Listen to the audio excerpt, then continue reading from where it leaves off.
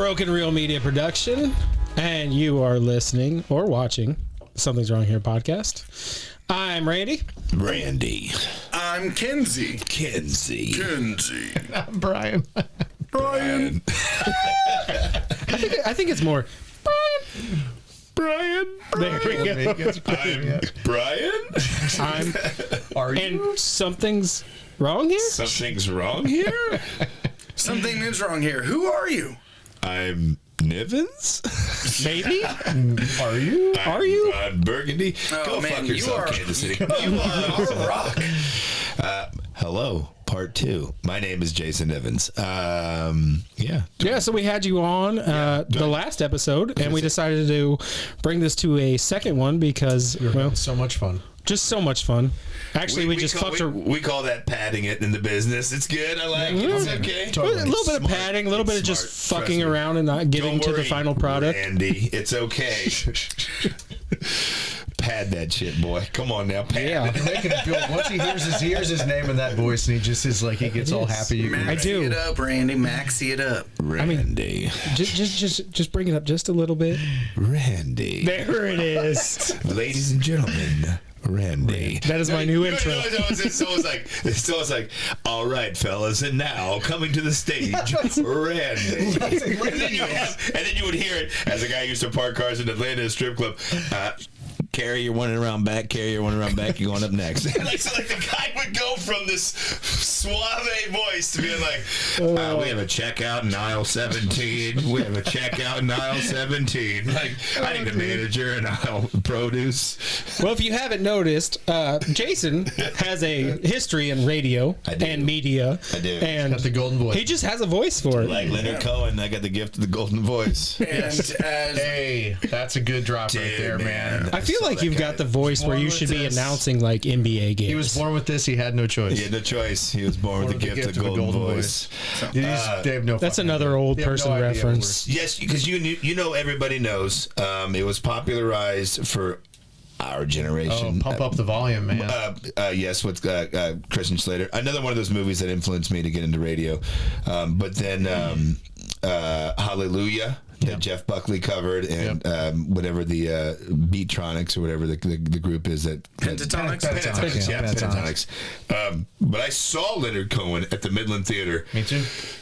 You write a show, Dude, I was at. Hold on, I'll tell you this. The real We quick probably story. weren't even Real born quick, then. Yeah, No, it was 2009. It was fall 2009. Yes. Fall 2009. It was that's still the most I've Hold on a ever minute. spent on a concert ticket in my entire fucking life. Yes, because I moved into my house in 2010 in the West Side, and I was in Piper Lofts in the Crossroads in 2010. Either way, yeah, dude.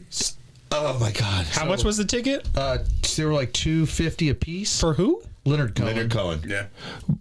I would have paid $500 for it. I mean, especially in hindsight. Well, so there's In hindsight, I got to give you a little bit of the background. Like, Hold on. I had gotten. Hold on a second. I find myself cultured, but who is Leonard Cohen? I'll get Before you tell this story. 80,000 level foot view. If you looked at, he's from Canada. Okay. He started his career as a poet and a writer. Okay. In the 60s, mid 60s, he was the media literati. Kind of thought he was going to be the next Canadian like Bob Dylan. Yes. Folk singer, acoustic guitar. All right, now that we got the story, go ahead with He it. sang the song Hallelujah. He sang the song everybody knows. I mean, Those are the ones Those are the two that probably stand out the most. So I had just gotten laid off from Sprint. I worked there for 10 years. Wow. I'd just gotten laid off. My wife was pregnant with our first child. And I had I was working, but it was on severance a little bit, but the money wasn't great. I know where you're at. And I wasn't loving the fact, but you're familiar with the Midland. It's that tiered like orchestra thing. Yes. And it was the same way back then. And we had the front row of that first tier up. Which is actually a better place to be. spot. Because the way that the roof comes down on you and the sound pulls you in, it's so much better. I'm like There's 3 great spots 25 feet from Leonard Cohen. Oh my God. Right at eye level. Yeah. And I still, before I even tell any more about that, it is by far the best fucking concert I've ever seen in my life. Yeah. And I don't think I can, if you don't know the work, if you don't know his music, he had a problem with his accountant. His accountant had swindled millions of dollars from him, and he was coming out on this world tour, and it was a chance for him to basically make his retirement money. Yeah. And I'm going to tell you this: he was 75 fucking years old when that show went. And you were I still 80? No, I was maybe 85? 09. I was 32. Yeah. 89? I know what you're saying, though. And he had, I mean, I watch shows all the time. I've been at hundreds of concerts, and you know, one thing that I love is energy in performers. Okay, what can you the charisma, the stage presence at second 75? That dude had. I More mean, stage, he was risking breaking a hip at he that had more point. stage presence than anybody I've ever seen. I'm gonna say three people to go along with Leonard Cohen. Leonard Cohen, Nick Cave. Yo, I've Bad seen Nick Seeds. Cave in the Absolutely. Bad Seeds. Great fucking I've seen show. Jack White. I have not seen Tom Waits, and I feel like those four all live in the same neighborhood. Oh, yeah. You know what I mean? Like they all have the same HOA. They all have, like they're just there's something about them, the way that they perform, the way that they move, the way that they've honed their craft. When I saw Nick Cave and the Bad Seeds, they had put chairs on the floor at the Midland. Holy shit! They got all scattered to the sides because it was a punk show. Yeah. But Nick Cave is in a three-piece suit. Yep. Right? Jack White, same thing. Saw him at the Midland. I've seen him at Starlight. Jack White has no set list. He puts on a great show. It's in his brain. Yep. He just literally turns to his guys and says, and then that's it. And they're On just three. and they're 1, going 2, and they're doing it. It is the wildest thing. I've heard stories about Tom Waits. I've heard pros and cons. The cons being more from the audience that they feel a need to interject themselves because of the caricature that Tom Waits was in his early body of work before he got married and then subsequently got sober and created. Well, the shows are definitely different. Yeah. Chronologically. So you said, hold on. You said Jack White. The worst concert I've ever been to? Jack White? No. Or White Stripes? John Mayer. Oh, well, I saw Awful. John Mayer with Dead and Co. It was fucking great. I've heard nothing but good things of John Mayer. He's a hell of a guitar player. I mean, just a hell of a guitar But I player. wouldn't. I love him. But I wouldn't put Mayer in the same. No. I think playing wise, they both have really good skills to them. They're both very technical. Jack White. Well, Jack's more not as technical. Jack's feel. Jack is a feel. Yeah. He's a Stevie Ray Vaughan feel guy. That's what you mean when you those four you listed. They're four iconoclasts. Like they really are by themselves as artists, but Jack White kind of being the exception because White Stripes was really popular and he's pretty popular. But White Stripes was very short lived to his entire work that he's done. They're all very eclectic. Yeah, divorce will do that to you. Long body of work. When you divorce your sister. Right. I'll tell you, for fun, this is sacrilegious to everything you've said on the music takes, but someone that is definitely risen in the ranks that I will buy tickets to for sure, and I will buy you one for free, no questions asked, is Bill Murray. I've heard Bill's been going out and doing... Not Bill Murray, Bill Murray. Bilmuri. Oh, okay. Hold on. That's right. I know Bill's like... Do you remember, you've been on the radio, you ran the metal shows and stuff, Attack. You remember that band back in the day? Vaguely. Okay, so I do. The guitarist from Attack, Johnny Frank, started his own thing during COVID, which was Bill Murray. And it was, I know how to play all these instruments, so I'm going to do it. And I'm going to record them, and I'm going to do it. And he started killing it. And, like, he has parody out, like, stuff to it, but like, it's killer. Are we talking it's in the same realm as stage presence, like captivating? I'm talking about music wise. Is it talent? Is it Dillinger Yes. Escape Plan? Is it no. Falling in Reverse? Is it? It's every album's a unique album. This most out. So it's like King Gizzard and Lizard Wizard. Yes. Man, they're fun, dude. So most I think they're fun, man. Okay, so basically Jam, he blends songs. metal with whatever he's bringing in. So he's brought in like pop punk. He's brought in like a techno side of it. He's also on the most recent album, which metal album of the year, country, pop country and metal. Go check it out. American Motorsports. Cohen could do that too. Now that's Went through that like synthesizer phase. We've had our fun with the music. Can we dive into the Yeah, sure. Sorry. I'm known to get. You're fine. I'm known You're to get fine. sidetracked. Hey, start talking Leonard Cohen, man. I'm in, dude. Yeah. Love. Randy and I both hip, suck, dude. and we're Get trying hip, to dude. get better. We know that, and Free Flow is good. Yeah. And what we're trying to also do is when it is free flow allowed to happen, because it can be very natural, but also bring it back in and do what we're doing now. The good thing is, though, at the nursing homes, it's going to be a fucking hit after all that. Hey, baby, tell your mom. Tell your mom. Yeah. All right. Straight to the bottom. So Jason, B29. Bingo. that's a different form, but let's Gerald, talk. is that you? Yeah. That's a different form of it, but let's Isn't talk it wild about how much the media. STDs just run rampant during those places? Oh, I've heard they were like the worst. If you think about it, not really. I mean, yeah. Right. So you ready for the media talk? Yeah, let's go. Let's go.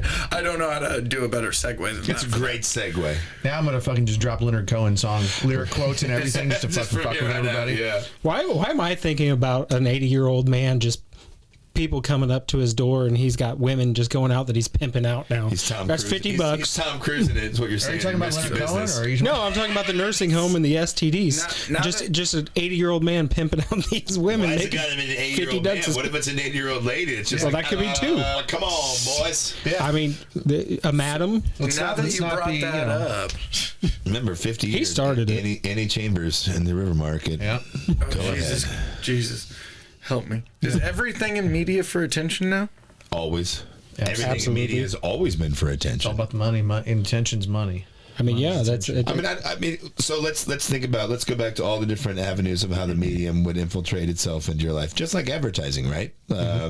You know, back in the day, you used to go out to back in the day when your grandparents, our parents, Yes, definitely is.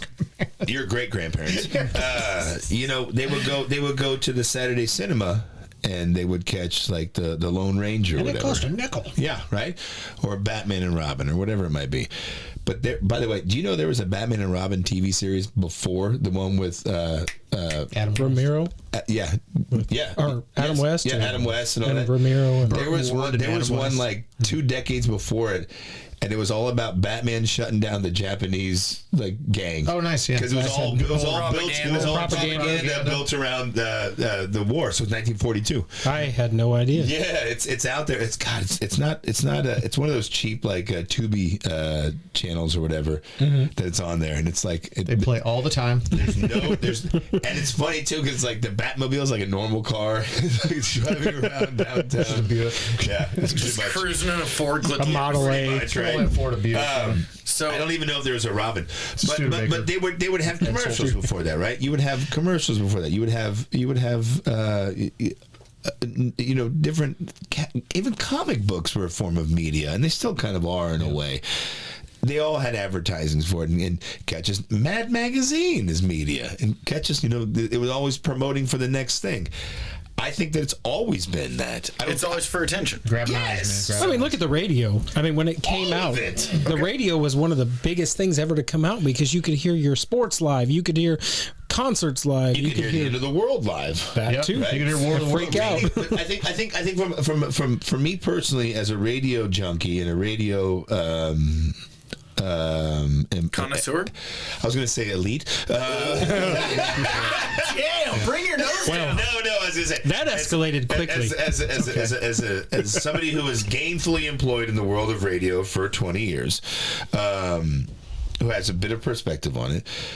The thing about radio that was so fascinating at the time was, you're right, you brought the outside world in. Because before then, you had to go out to the sporting event, whatever that might be. You had to go out to the theater event. You had to go out to the performance. You had to go out and get your entertainment, whether that was back alley gambling or a brothel, whatever that might be. You know what I mean? Yeah. You had to go out to the racetrack. You had to go out to somewhere to get your entertainment. And then the radio comes along, and it's this... Some places tiny little box, some places big, and I guess and I think that it's secondary to at-home entertainment to the Victrola to Edison's machine. Correct. Because you had that first, right? Yeah. But it wasn't the same. It was the same thing over and not- over. it's not live, man. It was. That's it. Yeah, and that's it, right? Because the radio. Like, for example, I have a Victrola at home, and I have a bunch of old 78s, and one of my prized possessions is the debut album of Howlin' Wolf. I got into a bidding war on eBay. It's with Chess. It's not with the other company. Yeah, Chess Records, great shit. Yeah, but I got into a bidding war on eBay. I lost, but I won because I spent more than I wanted to. But it's fucking Howlin' Wolf's debut. I also have 78s from Hank Williams the first. So like you Jambalaya and all that stuff, you know, and you're like, oh man, this is great. I also have a 78 from Billie Holiday and Strange Fruit, which is in my eyes, in my mind, one of the very first real punk songs. One, it killed her. Two, it made people kill themselves. It really it shook up a lot of people. That 78 I have is worn out so much that when you listen to it, it's like because whoever had that, it resonated with them, probably because they lived through it, especially when you consider the context of the meaning of that song and that album. Yeah. But that's just in a moment at home taking it in. But the radio, this was the world outside happening in real time in your living room. Yeah. And I think that's probably why I love radio so much from a nerd historical perspective. I think what's really interesting is you saying this like we're talking about historical context, right? And you said something about you hear the world ending. So because I think War of the Worlds or something else. Yeah, of course. That's what I'm talking about. There's this weird parallel that I'm like envisioning right now in my head, that you have that radio voice, the echo, the deep vibrato, and that was what Orson Welles had. Yeah. Like wow, what a performer. If you guys never heard that, you guys should listen. So maybe was that we've heard that Orson Welles reading the story War of the Worlds from H.G. Wells, ironically enough. From H.G. Wells, spelled different. Yeah, but just ironically enough. People start freaking out, thinking it's the end of the world. As an actual radio broadcast relaying what's going on. I've also heard that was kind of fabricated. That wasn't quite. Isn't most things in the media fabricated? Well, that's where I'm getting at. I don't know. Maybe you guys had some insight if it was a little fabricated or if people were actually freaking out. I think both can be true. I think you can have people 90% of the public wanted the Chiefs to beat the 49ers in the Super Bowl. And you know what I mean? Like, I think there probably was a certain group of people that were freaking out, like, holy shit, what is happening? Like, what is going on? Well, so what I always heard historically was that there's a lot of calls to the police in that local area, or where he said it was happening. I think it was like New Jersey. Well, I think it was more the people that had turned it on mid. That's how it was. It turned in mid thing. But here's also a thing, too, to your point. We used to have a lot more people that would catch the phones at the police station. We used to have a shit ton of more people that would take calls at the radio station. Mm-hmm. And that's the thing too. Like it's tough to gauge those metrics. So does it become folklore in a way? Yeah. Does it kind of help sell the story? Yeah. But do I think that people freaked out? Yeah. Do I think that people were like, "Wow, what a great story"? Yeah. I think that kind of stuff followed Orson Welles too. I think both can be true. You know. Let me ask you a question now. With the transition that we all have seen in our lifetime from physical to digital media. I don't want to like newspaper, radio, physical media. I understand. Radio's a weird, honestly, anomaly there. But how much is staged? How much is real? How much was fabricated when it was print, when it was physical versus now when it's digital, and how much easier? Well, so I think you have a few parts here. I mean, it's a multiple facet question. You know what yellow journalism is? Mm-hmm. That was created in the early 1900s, late 1800s, maybe even before then. Muckraking, and that was around the 1800s too. Yeah, you know what I mean. Like you had embellished stories. Well, I mean, right? we've all caught a fish that was provocative 4 inches, and it becomes by the end of the story like, you should have seen that son bitch. It took me and kids to pull him down. You know, look at the Arctic exploration too, and real cartography aspects of it, and there's a lot to fabrication in the media there too. Well, here's a statistic I actually have that 70% of journalists have admitted to getting their stories from microblogs, meaning they grabbed them from X, formerly Twitter, or just somebody's Substack or whatever. Sure. So you're getting 70%. Is that the voice cuts or whatever voice tracks that you were talking about earlier? I mean, that makes sense, but also you go back to to Ernest Hemingway when he left Oak Park, Illinois, and came to Kansas City to be a beat writer for the Kansas City Star at the downtown, the downtown police station before he took off to World War I. he was getting fed stories from the streets. I mean, I think in a way, and I think of it more as I'm going to scroll through Twitter, X, find something that interests me. I'm not going to fact check it because there's no way to, and I'm just going to grab it and make a story out of it. Okay, I can see that.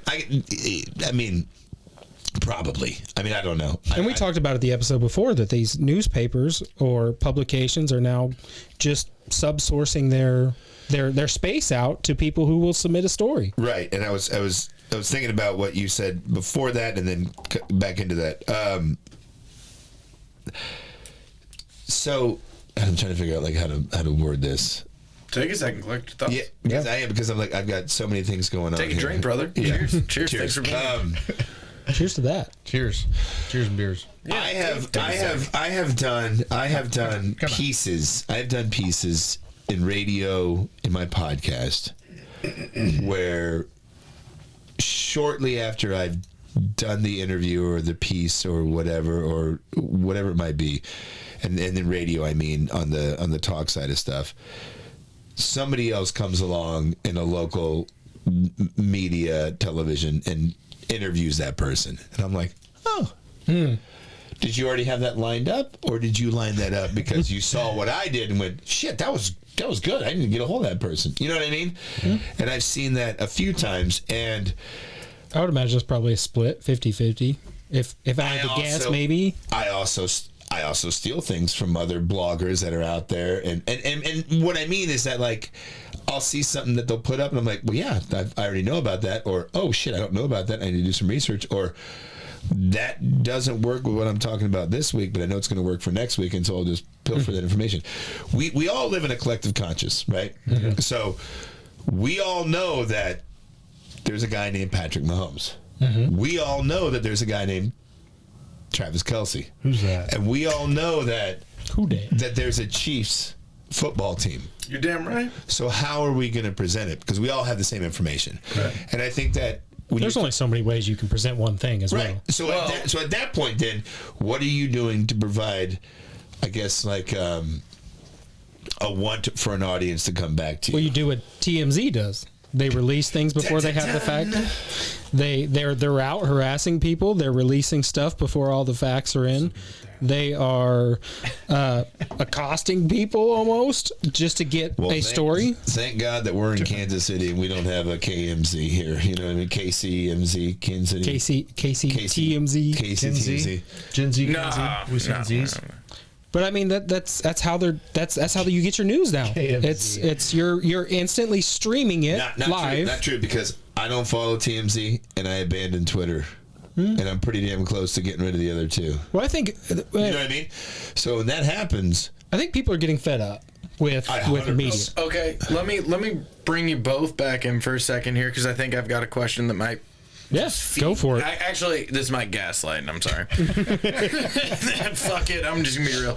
So on the last episode with you, we kind of focused on the print and the physical media when I was talking about time and what happens. Let's fast forward that to the internet.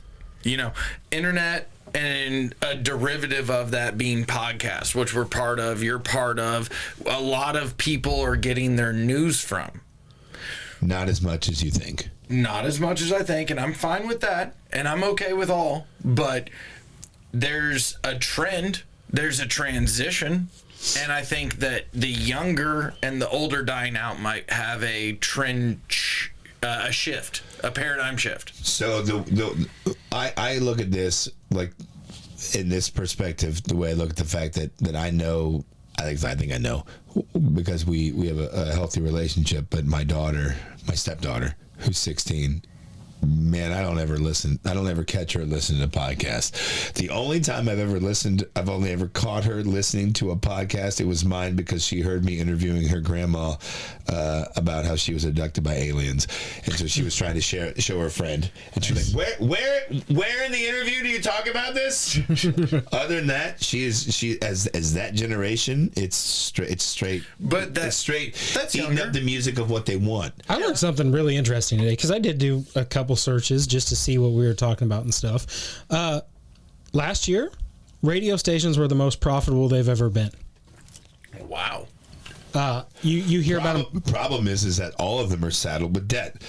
all the major conglomerates, the top 3 or 4, if not 5, but I know for a fact number 1, number 2, and number 3 are saddled with debt, where they are trying to refinance their debt so they don't get delisted from the New York Stock Exchange. Guaranteed. I have heard that as well, but at the same time, does that mean they turn into these spare bedroom productions where they're just recording stuff and sending it out? Oh, brother, I can tell you, there's 1,000 spare bedrooms in the old building I used to work in. Okay. You know what I mean? Yeah. Because I more or less, yeah. Like I went upstairs one day and I went, there's nobody in this office. I want an office, and they're like, take it. It's yours. Yeah, we're paying for it. Did we record in a spare bedroom for 2 guys in a garage or whatever? 2 beers in a garage or whatever? Well, no, we were actually in the studio for that one. I meant, was that one of the spare bedrooms? No, we had okay. That was an actual studio, but it just looked ramshackled. What you guys should do, welcome to ours, and the playback, you should go and so that way there's no tip of the hand of where I used to work. You know, fair. But then also too, like I had 2 rooms and a storage unit in the basement because there's nothing down there. I helped haul out like $700 worth of stuff to get melted down, like donated. The major conglomerates in radio are struggling because they're saddled with debt. They own too many radio stations, and then especially with the pandemic, half of them, especially in the bigger markets, were renting space inside of buildings when they had everybody work from home. So it's like, why do you have 5,000 square feet when all you need is 1,000? You know what I mean? I mean, do you even need it anymore? Because you look at the average podcast or whatever. I mean, $5,000 got you a good show, and you can post it to anywhere on the internet at any time. So, right, but that's a different avenue than when you do have to go live on a broadcast. But can you use that same equipment to go live?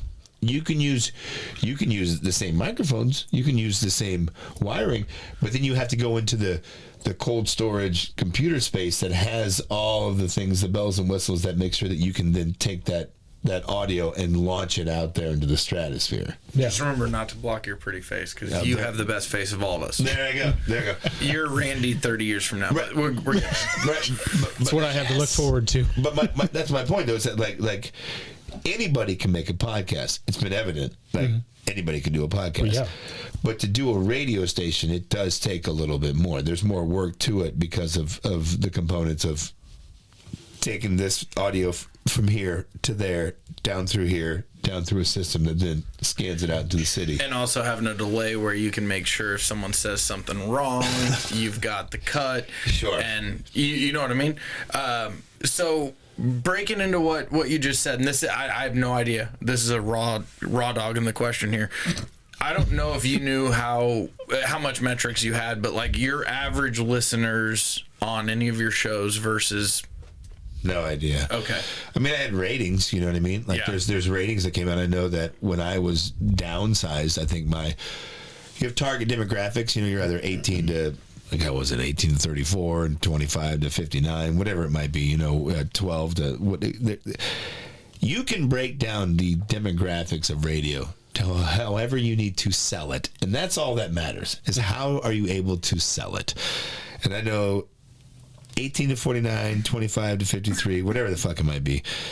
I know that my target demographic when I was let go, I think I was number 2. Mm-hmm. So what you just said is relative to me in a way where you say target demographic, and you brought up how your stepdaughter is not going to listen to podcasts unless you're interviewing grandma about aliens. Yeah. So where I'm going with this is I don't think they brought her back, generation right? is That's good. I think the younger generation. My wife got here, you know what I mean? And subsequently my children. Younger generations are shorter attention span, caught by the smaller short form grab. But my age, 34, I know a lot of people my age are very much podcast listeners throughout their day, throughout their work day. You know, they've got their headphones in, they're listening to podcasts rather than music all day.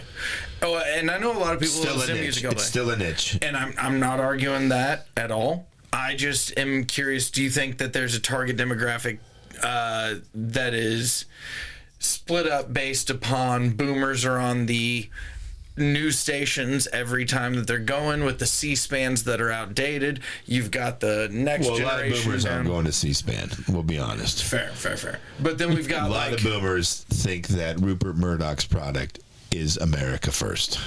Fair. Even though he's a foreigner. Even though he's from Australia. Even though he's a muckraker, because he was the National Enquirer for so many years. But hey, he has the best lighting. He has the prettiest legs. He has the handsomest devils. One of them are going to become the Department of Defense guy. So that answers that question to an extent.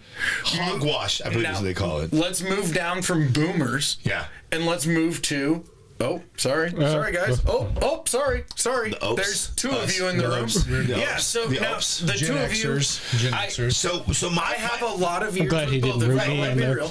So I don't think that I'm able to answer that honestly, because I'm the guy that goes through, especially local radio, especially people that I used to work with, being like, you fucking still got a job. Not especially. Okay, you fucking still got a job. You fucking still got a job. Oh, you got my job. You know what I mean? Like, it's hard for me to listen to local radio inside the parameters of the middle of the dial to the end of the dial. You go up the dial where it's all community radio or non-for-profit or listener supported. Mm-hmm. I'm there all day long. I love those guys. I got no problems with it. It's about where you start hitting the alt-right channel. I start going like, you motherfucker. And so I can't. I'm a CD junkie. I love CDs. Me too. So actually through all my CDs. Okay, you guys are both fucking this whole thing up because how? Because we're being honest. I'm sorry. No, you're both answering the same question. We have to lie. You guys are answering the same question the same way, and it's proving my point. There's a generational thing. You don't know generational things until you know LimeWire, pal. I am a product of that. Okay. I'm gonna get. We even got blacklisted by the government for downloading a certain song that they were going to shut off our internet. Oh, that's funny. So I was pointing out that boomers go to certain media. You quickly jumped on and latched it wasn't there. criminal. And then I brought up sharing it, not download it. What way? No, I was telling him that if you get those DMCA cease and desist from music, like, it's always not because you downloaded it. It's because somebody downloaded it from you. Oh, yeah, probably. All right. Because they don't know what you're downloading. Going back to generations. Caring. So it's true. Boomers have their one STDs? type. We get it. I mean, you got a lot of computer STDs from LimeWire. I mean, hold on. This is the last thing I'm saying on it, but is that not true? Like, LimeWire was basically just the filthiest prostitute that you fucked and just got every STD directed right to your hard drive. Well, you could watch that stuff, really but then it came with I thought that was Nike, but okay, I understand where you're going. Okay, sure. You'll have that. Sorry, I thought that was Amazon. Excuse me. No, it was definitely LimeWire. That's where we got the first. Okay, there's going to be a clip in there somewhere. So we have boomers who latch to certain media. Yes. And then I brought up the next generation, which is the two of you fucking people. And you both went into your same tirade and then both fell in love with CDs. You're the same media. And then you have the same generation on the other corner here. But hang on. Okay. And I'm getting here. You guys are the last edge of the podcast where you're like, oh fuck, we'll try it out, we'll get into it, we'll see what happens. And I say that because you didn't want to be here and you're here. I'm talking to Brian, and you are a part of this too. And then you go to Randy and I's generation, step down, and it's wildly digital. And I will tell you, I think I am in the demographic of majority of podcasts. I see your questions at the end here. But then you skip down from Randy and I and you go to the next lower where you do start to get into it's music, it's Taylor Swift, it's not podcasts, it's not intelligence yet. Do you know what him and I had that you guys probably didn't have? Beatings in school? No. I had that. I had those two. No. But I never got one. We definitely We got threatened of them, but they were never allowed to actually hit us. It was like a haunted house. We had this. Ring, ring, ring, ring. Hello? Hey, I'm trying to get a hold of, insert my name's, my friend's name here. Hey, how are you doing, Brian? I'm good, Mrs. Jones. How are you doing? Oh, fine. You know, what's going on with you? We had to talk on the telephone to our friend's parents. Yeah. And I caught the tail end of that. And then they gave our friend the phone. Oh, no. And I then was part of that. it was like, in the middle of our conversation, it was like, Brian, you gotta get off the phone now, man. I gotta use it, man. I gotta call your uncle. He's not doing too good. You know that. I answered Dan picks up from the other side. All right, Dad. I'm sorry. I'm sorry. He wanted to tell me about his STD. I've been trying to get a hold of you for 4 hours. It's been busy. From your probably like first memory, everyone's always had a phone. If you No. So here's where I want to fight you. I was just gonna say, like, you are at the generation where worst case scenario the phone was busy. Oh God! But I used to give away tickets and be like, "Hey man, I called up and it was going." What do I do? I'm like, you hang up and call back. What does that sound? It's a busy signal. What's a busy signal? For me, I laugh because I was that generational shift where I grew up with the landline, but shortly lived into that landline came. See, you didn't even have call waiting. Yeah. And that was... Call waiting was a bitch. It would kick you off the fucking internet. I'm just saying, there's a wildly different acceptance of media per generational trend, in my opinion. I mean, the gap is 13 years, so I can tell you it's a whole lifetime of development between VHS and digital and cell phones and telephones and DVDs, and Blu-rays, everything. Blu-rays, beta, laser disc. I would also argue there's an open-mindedness to it too, because certain older generations fairly close. We used to go to porno theaters in the 70s and masturbate inside of fucking tubes. Yeah. And now it's like, I'm watching Pornhub over here. I don't want to see what I'm doing right now.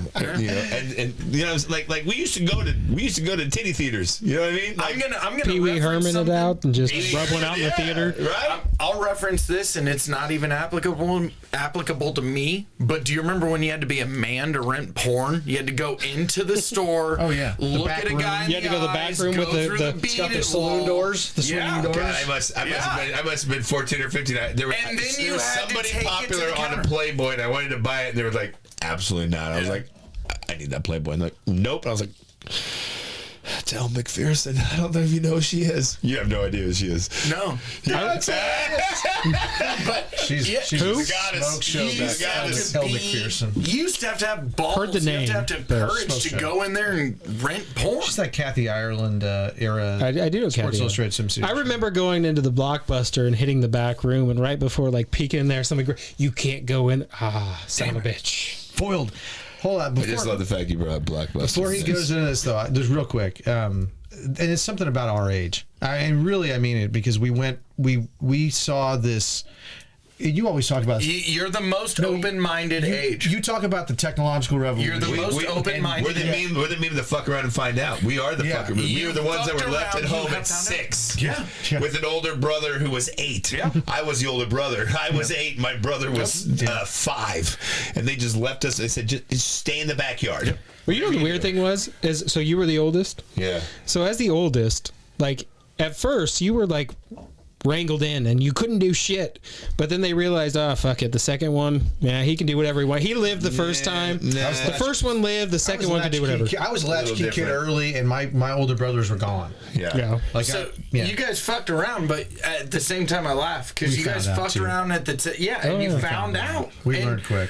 And the thing is, you're at the reason I say you're the most open-minded is because you're at the age where both of you, I guarantee you, know your cell phones just as well as your kids. Not maybe all of their apps, but you know how to turn your Bluetooth on and off. You know how to connect to your speaker, turn your Wi-Fi, and connect to passwords and shit. We're adaptable. You guys know We're that. adaptable. We do too.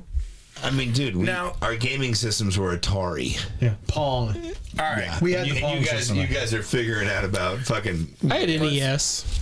All right, I want to transition to something here for a second. That was a few generations later. I was like 5 when I got the first NES. I have no. Came out what, 84? Came out in 1983 in the United 83? States. Yeah. Super Famicom came out in 81. I was not born in 83. Here we go. What? Ladies and gentlemen, Podcast. Kenzie. To the stage. All right, we've got Jason. Coming to the stage next. We got Kenzie. Jason. Ladies and gentlemen, throw your money up and he will keep his clothes on. Girls or boys, you're going to love this. The more you tip, the less I talk. Okay. Here's 20. Podcasting and the era of it is kind of a new age derivative on the internet of media, obviously. I am curious, obviously you have a podcast. We have a podcast. Kansas City with Jason Nivens. Absolutely. We're going to make sure that link is in our description for these. Show notes. Question for you and everyone here. Is our self-centered media outlet that we call podcasting, is that the ultimate dream? Because we see the Rogans, the Theo Vons, the guys that are nailing it. We also are watching those guys because they have all the interesting guests. Do we have this like, holy shit, that's what I want to do. I just want to talk to cool people. For that, like it's a kind of a chicken or the egg thing. Because I would say that I came first. The examples you gave, Theo Von and Rogan, right. They are both totally different, right? They're not the same, but they can carry conversations with almost anyone. And they have an incredible lineup of diverse guests. Yeah. The Theo Von interviewing a lunch lady that's in his hometown. Correct. Hilarious episode, by the way. Gets millions of views. I mean, there's got to be something to the person running the conversation. But I also think if we're candid about it, what you all are doing is driven from a different perspective versus what I'm doing with what I'm doing. I had a career in the field of being an orator, being a communicator, being on radio, and then a corporation based out of the East Coast said, here's what we're going to do differently. This is going to happen, this is going to happen, this is going to happen, this is going to happen, and then this is going to happen, and this guy's going to let go, and this guy's going to get moved over here. Thanks for being on the call. Click. It was never a, what do you guys think? Is this a good idea? Should we make this move happen? So for me, after a few weeks, months of searching and doors subsequently being open for an interview and then closed, and then being like brought up for an interview in a different state and closed, it became a situation where it's like, well, I love the idea of the interviews. I love the idea of the conversation. So, and I want to keep my skills honed. And if it grows, great. I have to give it at least a year, an honest year, right? Like somebody told me that most podcasts don't make it beyond 20. I got an email from a promotions company that said most podcasts don't make it upon 10, beyond 10.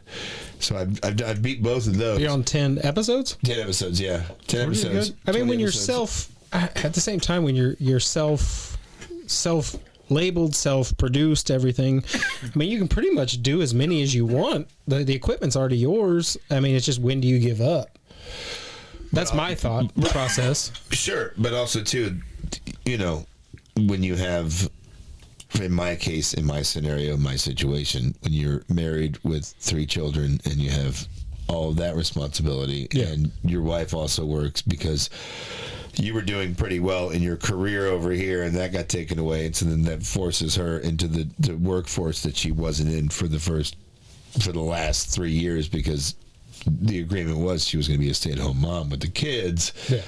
So now she's grinding and hustling a lot more than she's ever had, and I'm sitting here, trying to see if I can sell my poop on OnlyFans.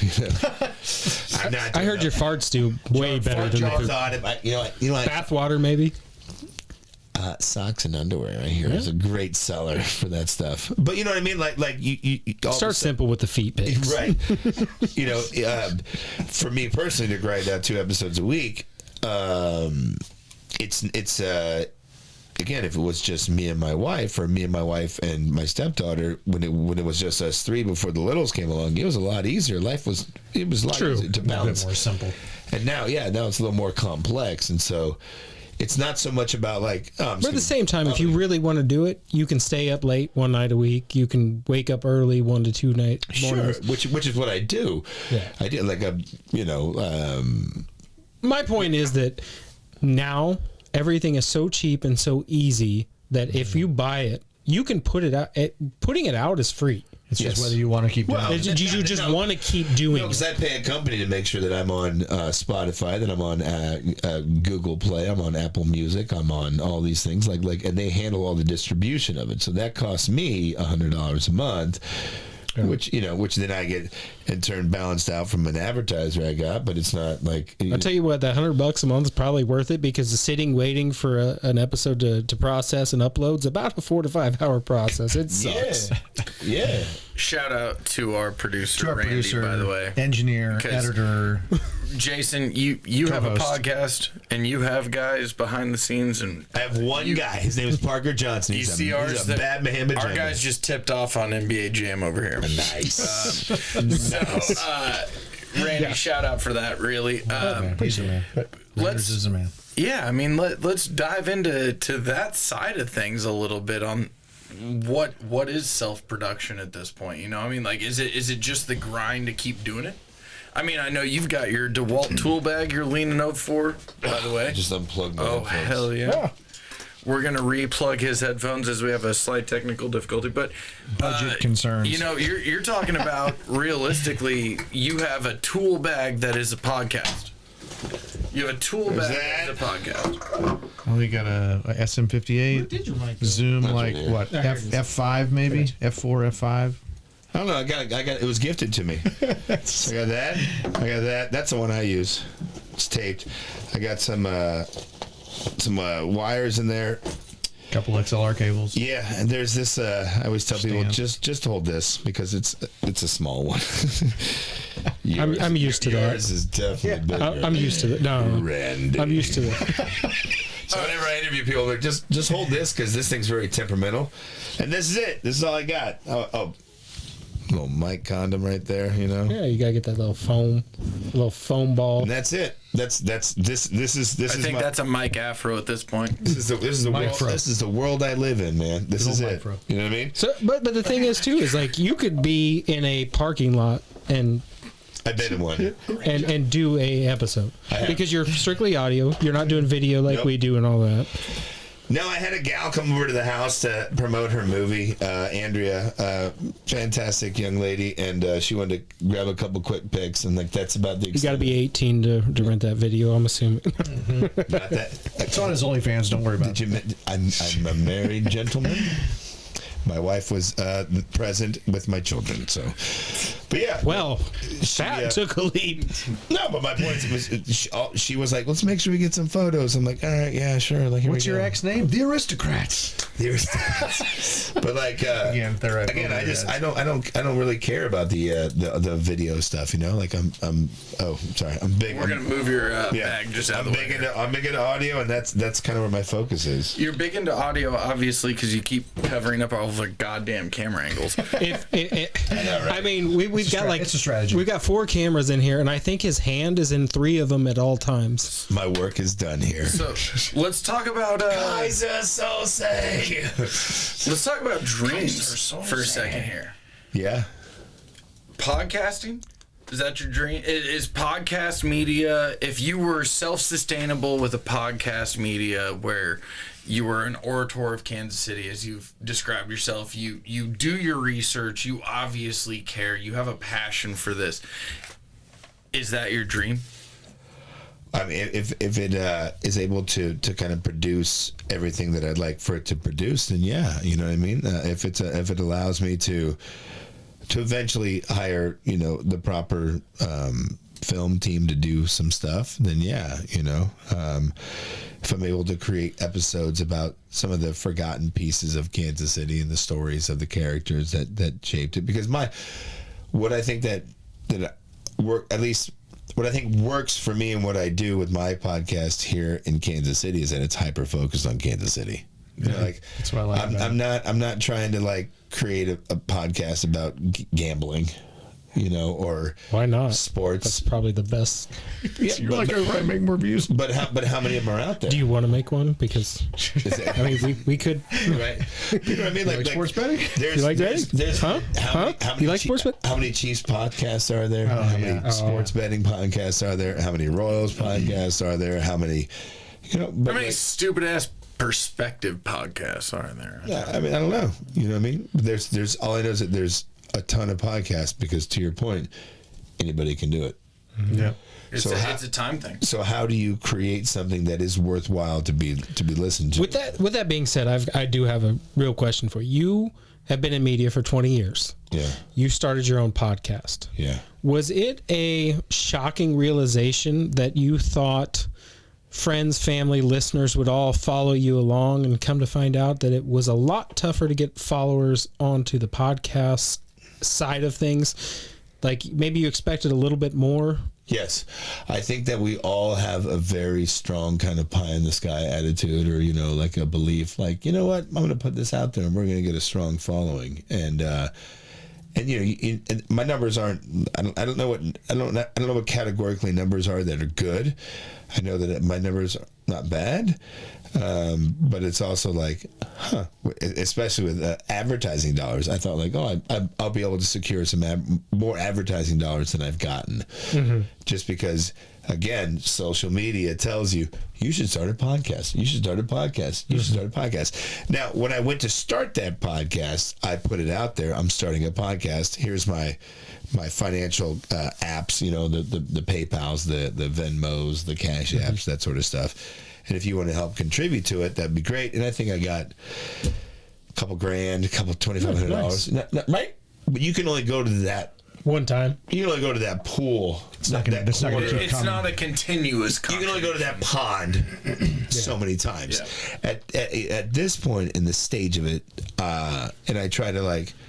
Well, I mean, would you opened up the first episode that your wife had 250,000 followers. I mean, would you contribute a lot of that to the success? I mean, I'm assuming you promoted on there. No, I have nothing to do with that. Oh, okay. That's all. She's independent of me and how she got there. My bad. She don't need no man. Nah. No. She's a fuck him. No, she's a hardcore feminist witch, and I can assure you that. If I leave here tonight, and heaven forbid, and nobody to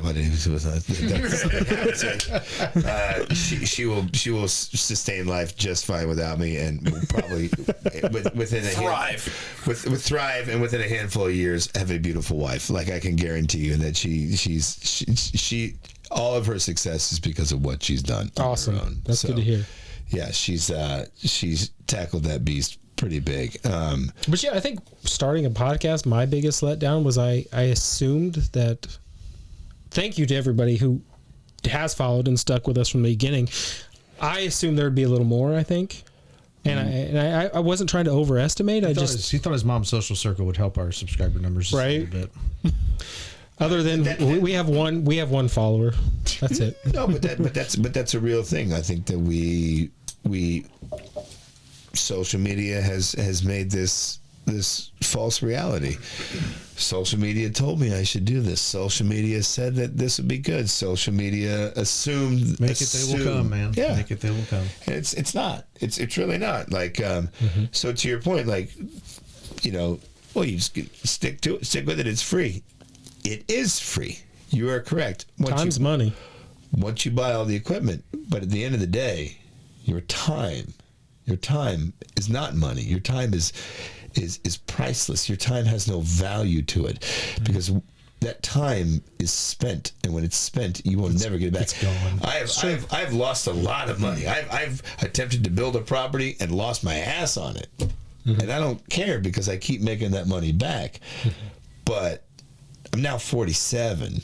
Time's not coming. And I lost my brother 7 years ago, going on 8 years ago, and that time that I could have had with him in those interim moments, and I did have a lot of time with him leading up to the end, but that time when I dismiss it over here, we'll get together over there, that shit's never coming back. I always put it off, because you think you got all the time in the world. Yeah. So as time elapses, your perspective changes a bit. Lapses.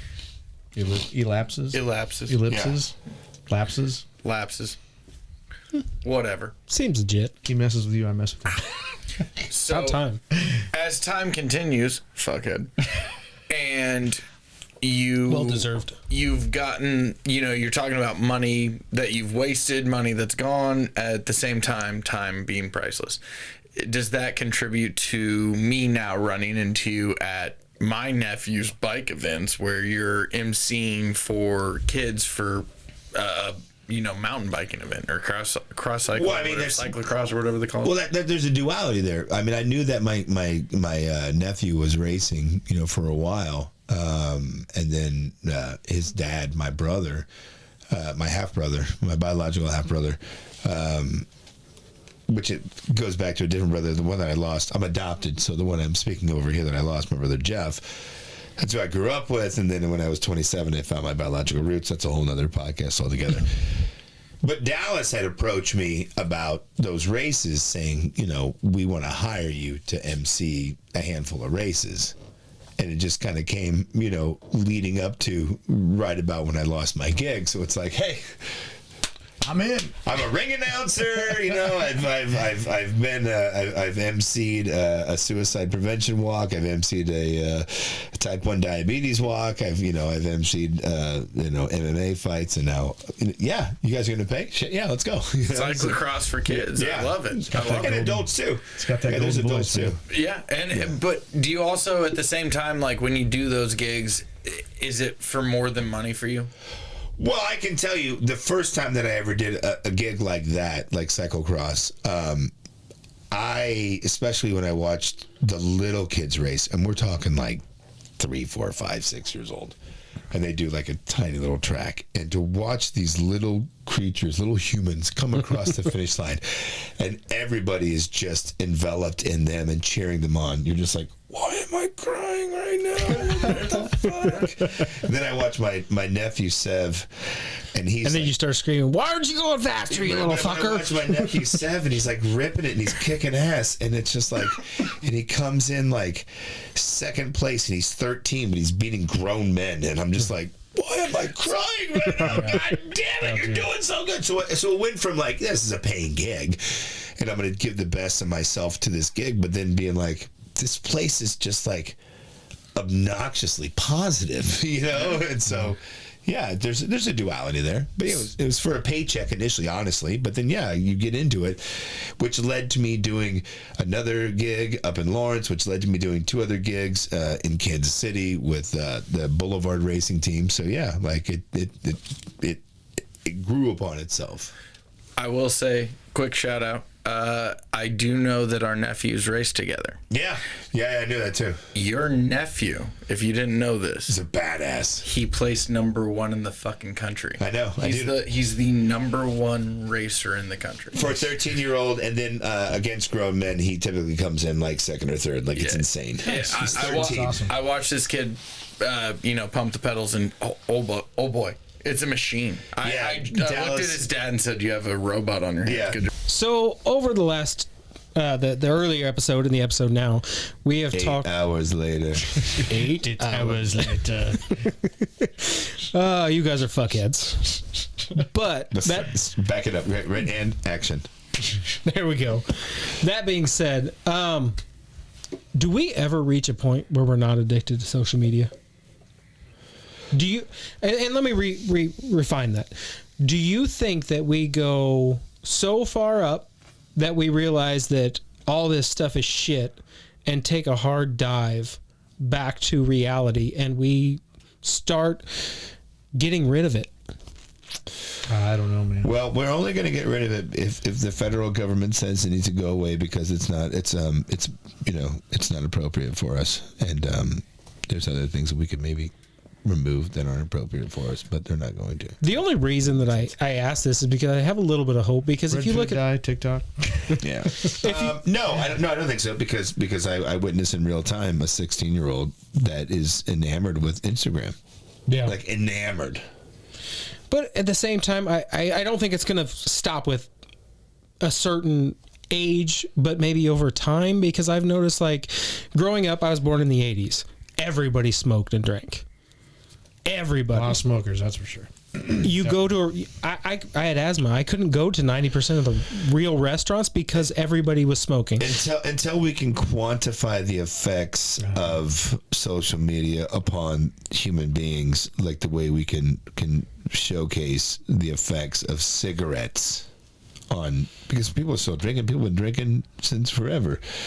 But until we can actually showcase the effects of social media upon society at large, no, it's not. It's another medium. It's another medium that's going to be regulated. That's going to be taxed. That's going to be. But the thing is that we're not regulated. We're not taxed. We're the product, right? Like any company that makes money off of us because we get to use it for free. There's a documentary pseudo movie on, I think, Netflix, ironically enough, called The Social Dilemma.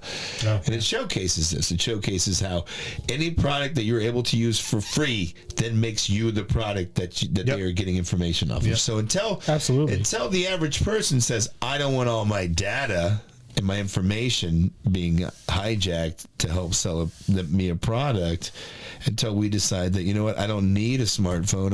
I'm cool with the flip phone because I can still call and I can still text.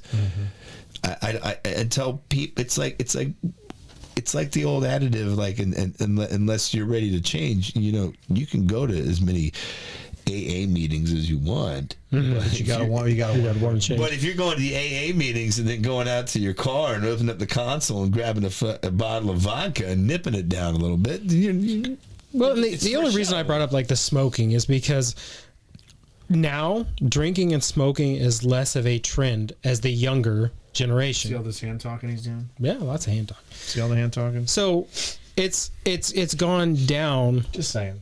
Through age, and I don't know if it's because we've taught them that drinking and smoking is bad for your health, or if it's something that is just happens in trends and waves, because I tend to think it's more of that. I don't disagree with you that like the percentage of people drinking is down. I know it is. I know it is from my own perspective of where I work at a brewery in downtown Kansas City, but there's still a lot of people that are out there doing it, and I don't think that the people that are doing it are giving it much conscious thought about, like, scaling it back.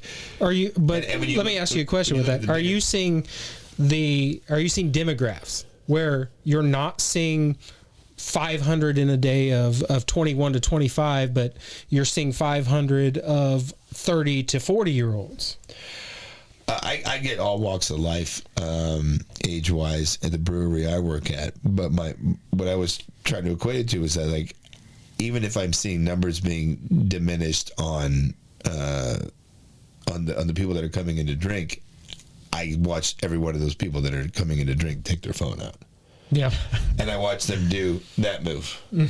For those of you that are just listening, it's the move where you put the camera above you and do a selfie. Yeah. And that's still going on no matter what age you are. Okay. I think social media is going to be here for a minute, a long minute. It's already, before we got to Facebook, we had Friendster. Yeah, Friendster. MySpace. Then we had MySpace. Then we had Facebook. And where did Zynga fit in? I think Zynga was around the same time as Friendster. I think they both were. I didn't get to experience Friendster. Yeah. I came in on the MySpace. I didn't give one hot fuck about Friendster.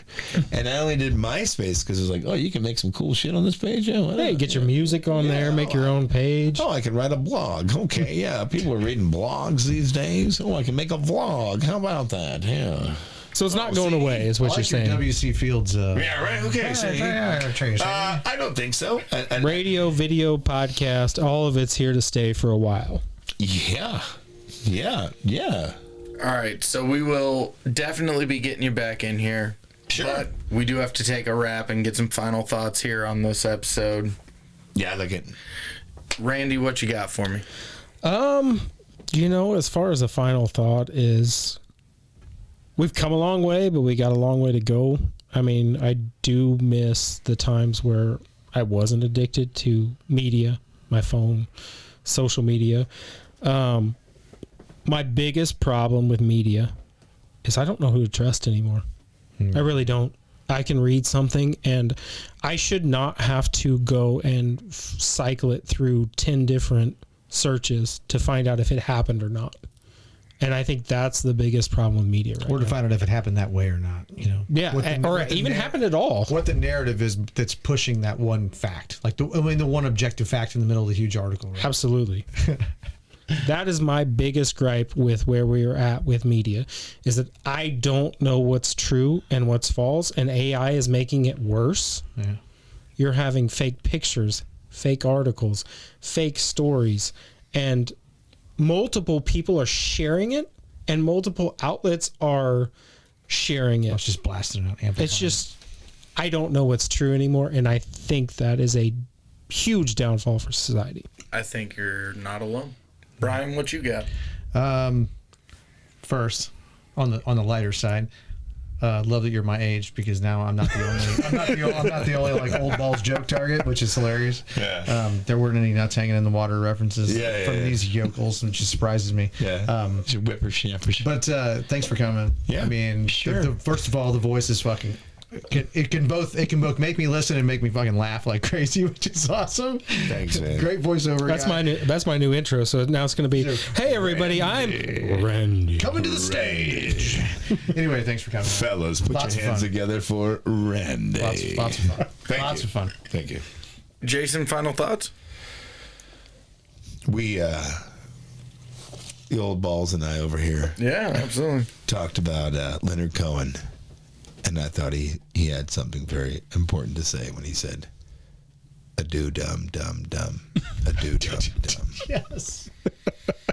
Excellent. The best part is that he has no fucking clue what you're talking about. So, I do. I don't actually I have a little bit of a clue to say. A do dum dum dum. A do dum dum.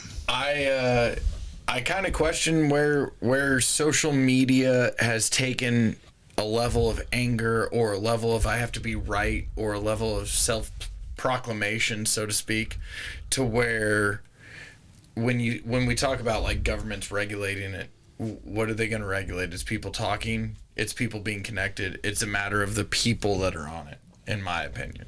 But if we're honest, I'm not arguing that you can't have outliers. Just like real estate in America, you can take entities from other nations that could easily spread themselves in there and buy up an eastern seaboard. Oh, brother, I'm not arguing. With that being said, I know this is final thoughts, and we normally don't do this, but we've all seen the same episode where Zuckerberg admitted that a lot of his regulations that he put on his own platform came directly from an administration. Yeah. Once they were past third-party fact-checking. Yeah, once they got past the third party, it became that you need to remove this, you can't talk about this, and you need to change this or we will shut you down, which is kind of scary. That's a lot for final thoughts, so we're not going to dive there. We're not going to dive into it, but you brought up the government we'll bring it all back for media. No, don't get me wrong. I think there's a level for social media's struggle where people in a digital world, in a physical world, don't have anything that makes them stand out, so they find it in a digital world. Yeah, and that gives them a false sense of aggrandizement, if you will. Mm-hmm. And I think there's a struggle in the dichotomy of social media being for that versus for people who want to go travel and see what the world is and use it to see what's out there versus to see, or people that are older that want to just see the grandkids pictures and such. And I think there's a struggle where when everyone's allowed to it, which obviously you can't limit who's accessible to it, but when everyone's allowed to it, it does allow a mob mentality and argumentative, we're right, you're wrong, and it leads to just... That's that tribalism. It leads to a very ugly situation where, I mean, you pit half versus half. I will wrap up the final thought with this anecdote about social media. There was one day when I was on air, and I was communicating with a friend of mine. I used the bunny ears on that in Ireland. He's a radio DJ as well. We've never actually physically met each other. He was on his honeymoon in Cancun. He met two of my best friends in Cancun. They swapped stories about how they were friends with me, and he was a radio guy, so him and I met on social media. So I was talking to him one day, and he's in Ireland. He's in Dublin. At the same time, I was talking to the nephew of my old neighbor who was a tattoo artist, and he's in Spain, right? So we're talking about, like, what's going on in Spain? What time is it? What time is it in Kansas City? At the exact same time, I was in communication with Marie in France, and I met her and her ex-husband in the Delta down in Mississippi over a long road trip I took down there. So at one moment, I was talking to a friend in Ireland, in Dublin. I was talking to a friend in Spain. I was talking to a friend in France. And I was on air doing a rock radio show. And I thought, man, that's when, like, social media works. Because I was just, there was just, what's going on? What are you doing? What's happening? This is what shit, what are you into? This is what, I'm talking to this guy in France right now. I'm talking to this guy in Spain. And it was just a real moment that will always stand out. And that was the only time I can really look at social media and been like, what a kick-ass thing it is. So what you're saying, all the bad that we see, sometimes it does have a positive side. It could.